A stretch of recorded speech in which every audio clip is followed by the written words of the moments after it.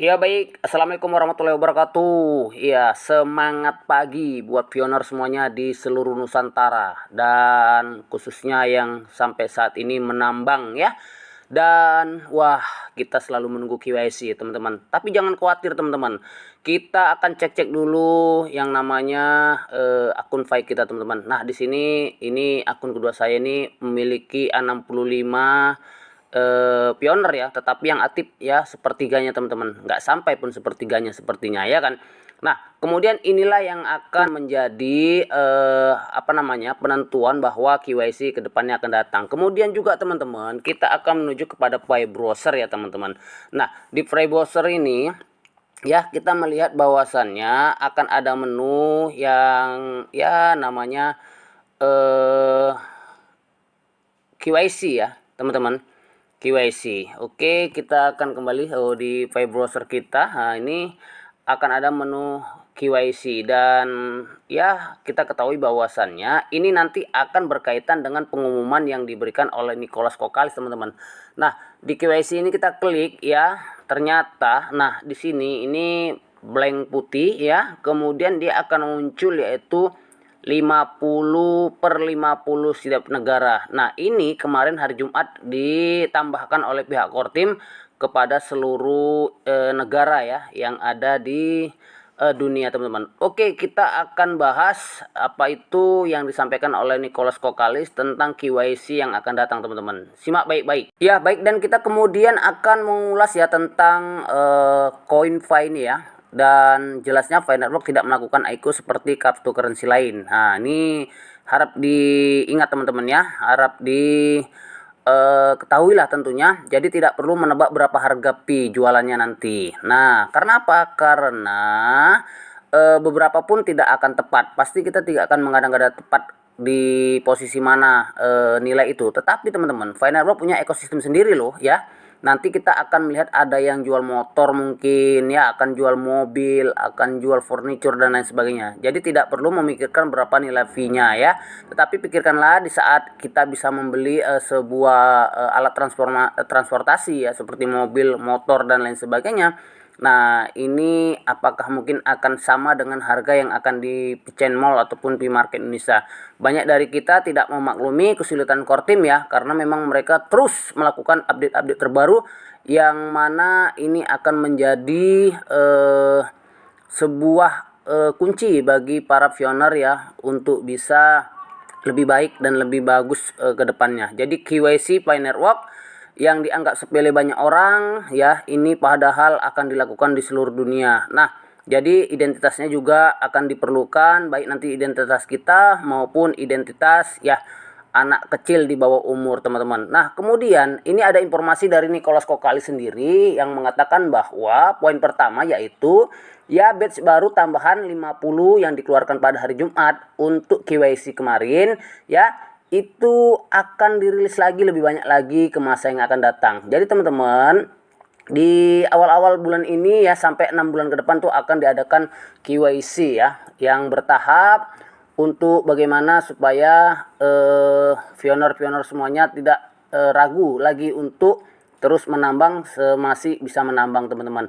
Nah, poin yang kedua yaitu layar putih yang saya tunjukkan tadi ya itu berarti ada masalah teknis. Nah, kemudian sudah bisa dan kemudian akan muncul 50/50 setiap negara yang akan KYC dan sudah habis beberapa waktu lalu ya, karena memang itu hanya jatahnya. Kemudian server tersebut dan berlebihan beban.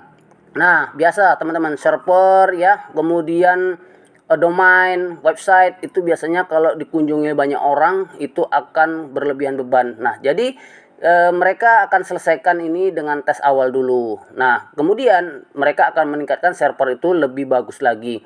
Nah, karena memang servernya belum bisa memadai mungkin seperti itu ya, akan dibuat lebih bagus lagi sehingga bisa menampung KYC teman-teman akan datang ya, gitu tentunya. Nah, kemudian poin yang ketiga yaitu mereka akan segera siapapun yang dari tes yang kami jalankan pada saat ini ya pada hari ini dapat dikembalikan memberikan lampu hijau.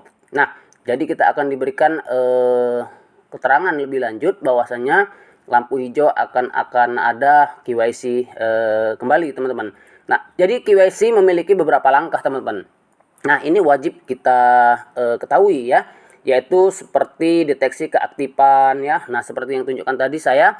Nah, itu member saya ya, pioner saya itu 60-an ya, yang aktif hanya 20. Berarti hanya sepertiganya yang aktif.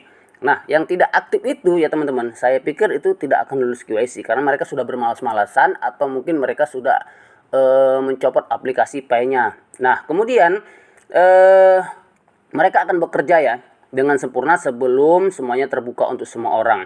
Nah, jadi ya ada pelopor yang merintis ya langkah verifikasi, dan langkah itu akan diupayakan lah tentunya mengaburkan ID orang untuk privasi. Nah, jadi KYC ini dilakukan ya, yaitu dengan yang namanya kehati-hatian sehingga dapat mengaburkan ID kita yang kita daftarkan sehingga tidak dapat dicuri ya, atau pemalsuan data dan lain sebagainya untuk kepentingan yang lain, teman-teman.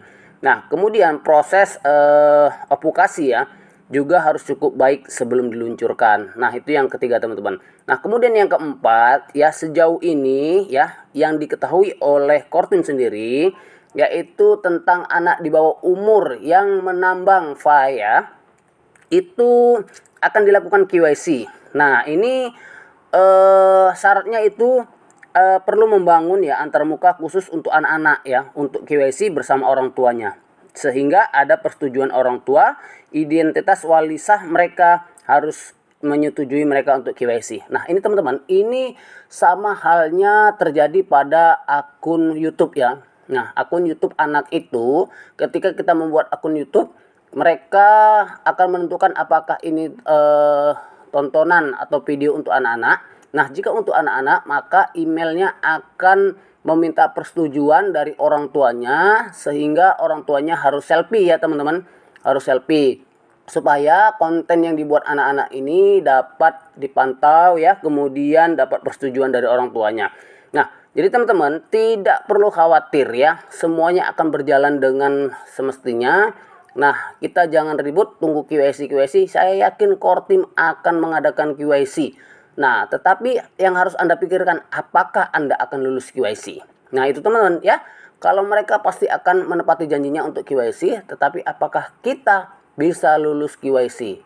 Apakah dengan koin kita yang kemudian kita tidak aktif, pernah lupa klik petir, ataupun pioner yang kita direct juga tidak aktif, ya kontributor kita tidak aktif, semuanya lah seperti itu, pasti ada permasalahan-permasalahan. Karena orang Indonesia itu sebagian besar itu pesimis ya, pesimis dalam menghadapi sebuah bisnis yang akan datang. Mereka maunya instan, teman-teman. Nah, seperti itu. Nah, jadi kita pikirkan dulu bagaimana kita bisa menambah koin lebih banyak sehingga kita lulus KYC, kemudian mainnet, kemudian ya listing, dan harganya bisa ditentukan dengan cara barter ataupun dengan pertukaran uang fiat. Oke, teman-teman, itu saja informasi dari hari ini. Mudah-mudahan Anda sukses dan kita sukses semuanya. Oke, terima kasih. Salam sukses. Assalamualaikum warahmatullahi wabarakatuh.